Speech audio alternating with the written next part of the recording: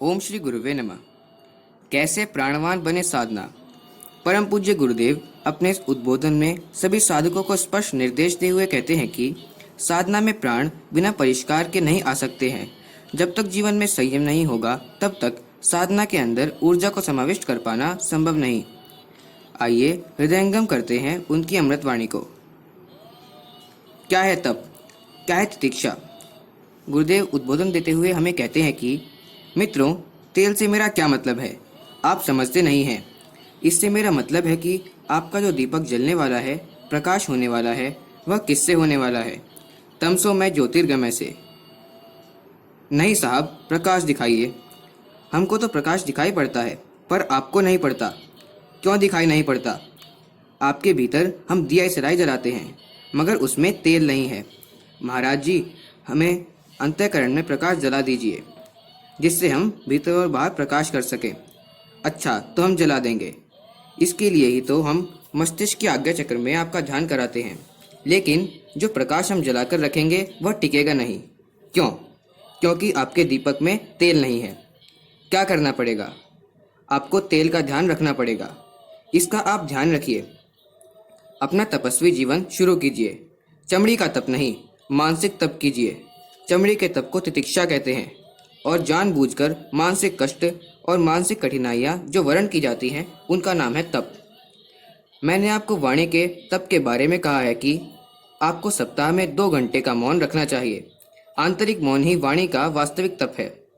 इसके बाद गुरुदेव हमें उद्बोधन देते हुए कहते हैं कि मित्रों, इस वर्ष हमने जितनी भी उपासनाएं बिताई हैं उनमें हर साधक को कहा है कि जो कोई भी उच्च स्तरीय साधना करना चाहता है सप्ताह में 1 दिन 2 घंटे का मौन रखे। यहाँ भी हम आपको मौन कराते हैं। नहीं साहब, हम मौन तो करते हैं, लेकिन थोड़ी सी एक बात और करते हैं। क्या करते हैं? स्लेट पेंसिल लिए फिरते हैं। हमने यह कहा था कि अपनी वृत्तियों को केंद्रित कीजिए। आपने तो वाणी से काम करना बंद कर दिया, लेकिन स्लेट पेंसिल लेकर दुनिया भर में अपने मौन का विज्ञापन करते फिर रहे हैं।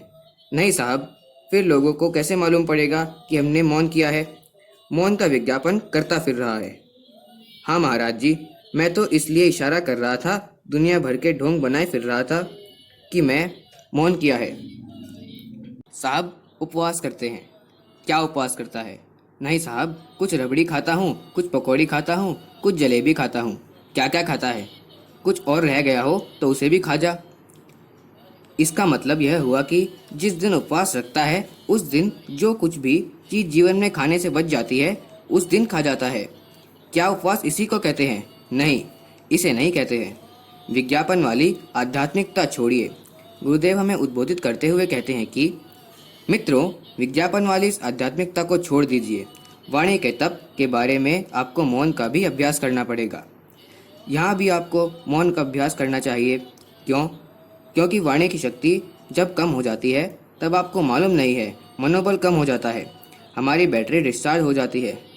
आप यहाँ आइए, हम चार्ज कर देते हैं। हमें बहुत काम करना पड़ता है, हमारी बैटरी में से बहुत सारी ऊर्जा खर्च हो जाती है। जब ज़रूरत से ज़्यादा खर्च हो जाती है तब इच्छा होती है कि हिमालय चला जाऊँ। वहाँ मैं क्या काम करता हूँ? तप करता हूँ। कौन सा तप करता हूँ? कैसे करता हूँ? ऐसा खाद्य लेता हूँ जिसमें किसी व्यक्ति का संस्कार नहीं होता है। संस्कार विहीन भूमि में से संस्कार विहीन खाद्य। उसमें चाहे पत्तियाँ हों, चाहे घास हो, चाहे वह जड़ हो, खाता रहता हूँ। यह क्या है? जीभ का तप है। नहीं महाराज जी, आप तो दोपहर को भी और शाम को भी 1 कटोरी घी, 1 कटोरी दही और 1 कटोरी शाक ले लिया कीजिए। गुरुदेव हमें उद्बोधित करते हुए कहते हैं कि नहीं बेटे, यह खुराक ठीक नहीं। इसमें न जाने किस चीज़ का संस्कार है, न जाने किस संस्कार वाले ने बनाया है। यह जो शाक बनाया गया है न जाने किस खेत में उगाया गया है। अन्न जो आपने खाया है न जाने किस किसान की, किस भूमि में बोया गया है और किस पानी से सींचा गया है, इसलिए संस्कारवान नहीं है। परम पूज्य गुरुदेव का जीव का तप। गुरुदेव हमें वापस से उद्बोधित करते हुए कहते हैं कि इसलिए मित्रों, अपनी जीवा को तपस्विनी बनाने के लिए मैं क्या करता रहता हूँ?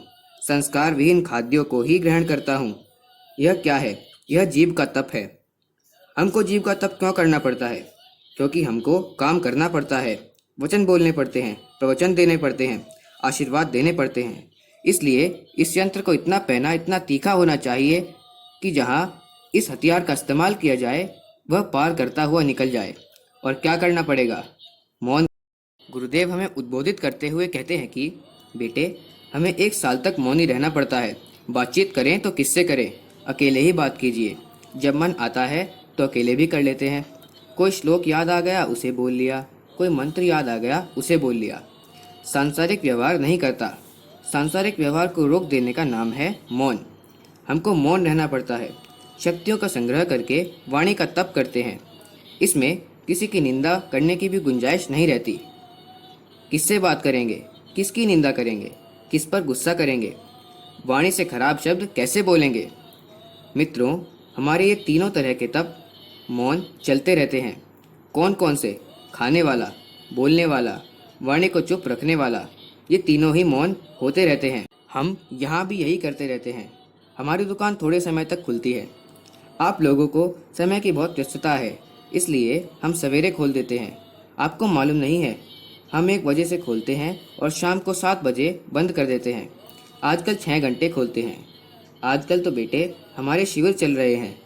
आप सब लोग आए हुए हैं, अतः यह भी नहीं बनता कि हमने आपको बुलाया है और आपसे यह कहें कि हमको टाइम नहीं है। हम आपसे बात नहीं कर सकते, यह बुरी बात है। इस समय हम विशेष रूप से सवेरे भी बात करते हैं। 1 से 6 बजे तक हमारी दुकान खुलती है और बाद में बंद हो जाती है। बाकी समय में क्या करते हैं? हम मौन करते रहते हैं। प्रातः भी मौन रहते हैं और रात को भी मौन रहते हैं। मित्रों, मैं आपसे क्या कह रहा था? यह बात कह रहा था कि आप वाणी का तप प्रारंभ कर दीजिए। वाणी के तप के बाद में दूसरी चीज़ें प्रारंभ होती हैं। क्या प्रारंभ होती हैं? ये हैं इंद्रियों का तप। वाणी के बाद में दूसरे नंबर की कामेंद्रिय। इंद्रियां 10 हैं, पर इनमें से 2 प्रमुख हैं। बाकी इंद्रियां तो ऐसे ही बेकार की हैं। कौन कौन सी बेकार की है? नाक है। नाक क्या संयम करेगी? कान का संयम कुछ भी नहीं है। गाना वाना सुन लिया तो बात अलग है, दिमाग की खुराफात है। कान बेचारे का कोई दोष नहीं है। तब इंद्रिय निग्रह को कहते हैं। इंद्रिय निग्रह के बारे में एक के लिए मैंने इतनी व्याख्या कर दी है कि बाकी इंद्रियों के बारे में तो ज़्यादा नहीं कह सकता। उसमें एक की ही बात कह सकता हूँ कि आपको जो सारी की सारी उपासना करनी पड़ती है वह ब्रह्मलोक में करनी पड़ती है। कल हम आपको खेचरी मुद्रा करा रहे थे। सारे के सारे स्वर्ग लोक का, सिद्धि लोक का वर्णन इस ब्रह्मांड के भीतर कर रहे थे। ब्रह्मांड क्या है बेटे? यही है ब्रह्मलोक, जिसे हम सहस्त्रसार चक्र कहते हैं। इसी में क्षीर सागर है, इसी में कैलाश पर्वत है, इसी में शेषशाही विष्णु सो रहे हैं, इसी में 1000 फन फैला सांप है। क्षीर सागर के भीतर ऐसी लिबलिबी चीज छुपी हुई है जिसे अंग्रेजी में सिनोबियल फ्लूइड कहते हैं और साइंस में जूलॉजी के हिसाब से इसका नाम ग्रे मैटर रखा गया है। यही क्षीर सागर है। इससे अगला भाग आपको अगली वीडियो में देखने के लिए मिल जाएगा। यह संपूर्ण वाणी गुरुदेव की अमृतवाणी है और यह इस समय की नहीं है, ये काफ़ी पुरानी है। धन्यवाद। ओम शांति।